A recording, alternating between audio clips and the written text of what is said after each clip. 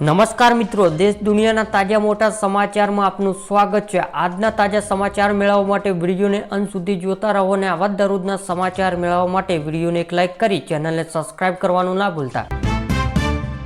14 અજબ ડોલરમાં વેચાયું TikTok, USA ટ્રમ્પના આદેશ બાદ કરી ઢીલ। શેર બજારમાં ટ્રમ્પ ઇફેક્ટ, એક એલાનથી સેક્શન 800 થી વધુ પોઈન્ટ ગગડાયા, રોકાણકારોને 6 લાખ કરોડનું નુકસાન।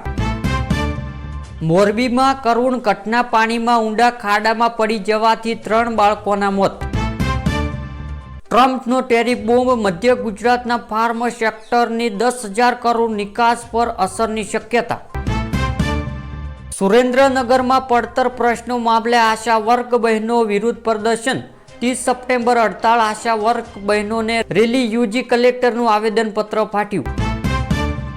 રાજ્ય સરકાર સ્વચ્છતા મામલે ખુદ નિષ્ફળ, એવું એએમસીએ હવે 6 નગરપાલિકા સ્વચ્છતાના પાઠ ભણાવશે। એમસીનું નવું તીડકમ, અમદાવાદમાં પાલતુ કૂતરા હવે RFID ચિપ લગાવશે।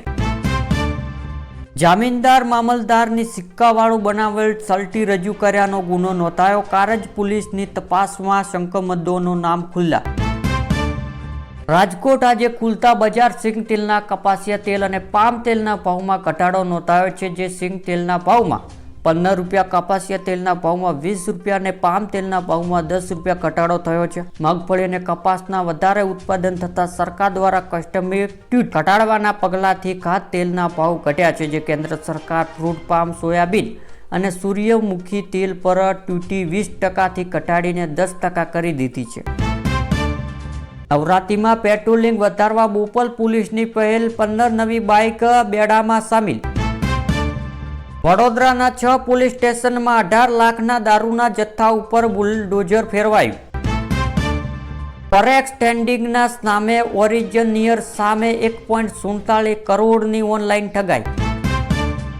સુરતમાં હીરા કંપનીનું 50 કરોડનું ફુલ્લેખ, આરોપી પિતા પુત્રે પ્રથમ નોર્તેજ શોરૂમ ખોલ્યું હતું।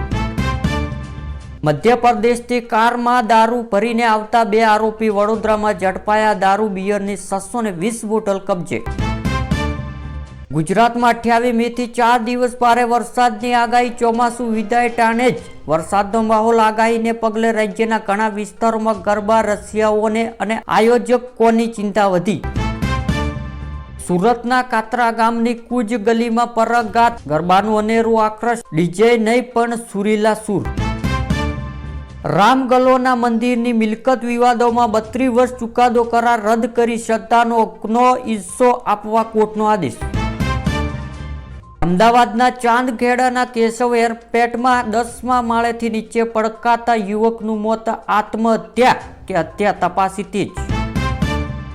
ગુજરાત રાજ્યના ખેડૂતોને પૂર, દુકાળ અને અતિવૃષ્ટિ જેવી કુદરતી આપત્તિઓ રાહત આપતા ઓગસ્ટ 2020ના રોજ ગુજરાત સરકાર દ્વારા મુખ્યમંત્રી કિસાન સહાય યોજના શરૂ કરવામાં આવી છે, જે ગુજરાત કિસાન સહાય યોજના અંતર્ગત રાજ્ય સરકાર દ્વારા જે ખેડૂતોને મહત્વ 4 હેક્ટર માટે કૃષિ પેદાશનું નુકસાન 33%થી લઈને 60% નુકસાન મળતર અપાશે। કુદરતી આફતોના કારણે થતા નુકસાનના કિસ્સા ખેડૂતોને 20,000નું મળતર આપવામાં આવશે, જે અને 60 કરતાં વધારે નુકસાન થયું હોય તો વધુમાં વધુ 4 હેક્ટર એટલે કે 25,000 રૂપિયાનું મળતર આપવામાં આવશે।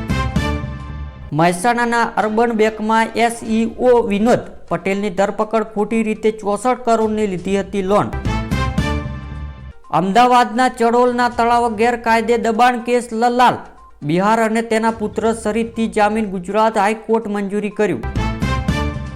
ગોધરાની પોલીસ ચોકીમાં તોડફોડનો કેસ, 30ની ધરપકડ, આરોપીને સ્થળ પર લઈ જઈને રિનાક્શન કરાયું। બહિલ કોમી હિસ્સા કેસ, 61 આરોપી જેલ ભેગા, 5ના રિમાન્ડ મંજૂરી, પોલીસ ઘટના રિટેક્સ કરાયું। બોટાદનો રેલવે અંડરબ્રિજ બન્યો સ્વિમિંગ પુલ વગેરે, વરસાદે પાણી ભરેલું રહેતા સામાજિક કાર્યકરોના અનોખા વિરોધ। પાણીના ગ્લાસના કારણે 80 દિવસ જેલવાસ ભોગ્યો, ચૈત્ર વસવાની CCTV હેઠળ મીટિંગની યોજનાની માગ। દેશનું અર્થતંત્ર મજબૂત થતા હવે ટેક્સ કટ, પીએમ મોદી વડાપ્રધાન GSTમાં વધુ કાપવાના આપ્યા સંકેત। વર્ષ 2014માં ₹1 લાખની ખરીદી પર અંદાજે ₹25,000 રૂપિયાનો ટેક્સ હતો, હવે ₹6,000 થઈ ગયો। કોઈ સમુદાય નેતા અપમાન કે ધર્મનો અપમાન ગણાય તો બોમ્બે હાઈકોર્ટનો મહત્વપૂર્ણ ચુકાદો. ભારત સરકારથી સપ્ટેમ્બર 2025થી રાશન કાર્ડ સિસ્ટમમાં એક મોટો સુધારો અમલમાં મૂકી રહી છે. જે આ પગલાંનો હેતુ ગરીબ અને મધ્યમ વર્ગના પરિવારોને સીધો લાભ આપવાનો અને ખાદ્ય વિતરણ વ્યવસ્થા વધુ પારદર્શિતા અને ટેકનોલોજીનો આધારિત બનાવવાનો છે. જે સરકાર આર્થિક રીતે નબળા પરિવારોને મફત રાશન પૂરું પાડી રહી છે. જે પરિસ્થિતિના સામાન્ય થઈ ગઈ હોવા છતાં આ સેવા બંધ કરવામાં આવી નથી. લદ્દાખ અંગે કેન્દ્ર સરકારની કાર્યવાહી. દિલ્હીથી રાજ્ય દૂર રવાની ઉપરાજ્યપાલે બોલાવી મીટિંગ.